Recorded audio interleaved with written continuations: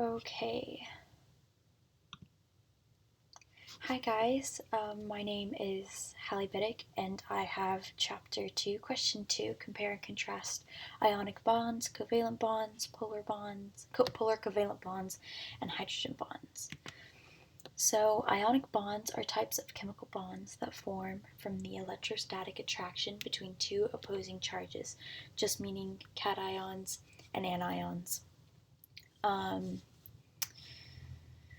And then these form when the outermost electrons of a certain atom are transferred to another atom, and this leaves the atom that gained the electrons to appear more negative and the one that lost the electrons to appear positive. This is why it can be said that ionic bonds are the height formed of polar covalent bonds, since they are formed when the difference in electronegativities of the two set atoms are great, while the covalent bonds form when they're small.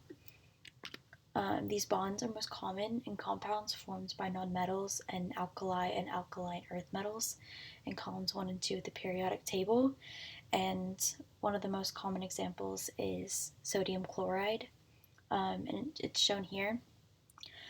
So with each ring, each atom is trying to fill all of the electrons in all of their outer shells. So you can see in the first column that Na only has 1 in its outer shell and needs 7 more, and then the one in chloride has 7 and needs 1 more. So Na will give that electron to chloride to fill its outer shell, and that way now Na also has a full outer shell because the one that the electron was in goes away.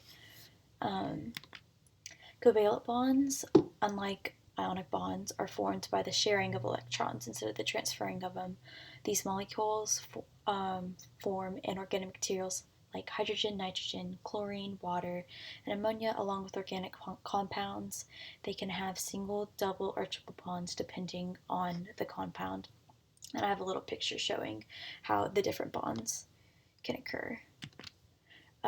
G and Lewis described the reason for covalent bonds comes from the inclination of atoms to share electrons with another to achieve the noble gas structure. They can either be polar or nonpolar depending on how electrically uniform they are. And this just shows a picture of a covalent bond, and it shows how they share electrons. So you can see that the middle one is sharing 2 electrons with each hydrogen bond, so that now all of their outer shells are filled. So they're all sitting there happy. Polar covalent bonds are a form of covalent bond that occurs when the electrons are unequally shared by the two. And how my chemistry teacher once put it was, it's like 2 kids in a sandbox and one's a bully, and so he takes the toy for almost the entire recess, and at the very end gives the other boy like 2 minutes with the electrons. So one atom spends more time with the electrons than the other, resulting in them being partially different in electronegativities. So the one keeping the electron longer is partially more negative, and the other is partially more positive.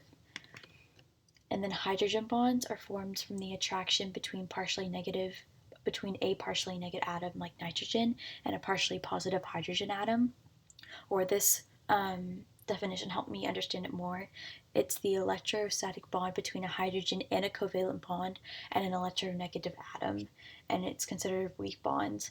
The best way to describe this is with H2, how the hydrogen bonds are created from 2 different hydrogens from a water molecule having a bond with the oxygen from another water molecule. This is my works cited. I hope this helps y'all with all of the bonds.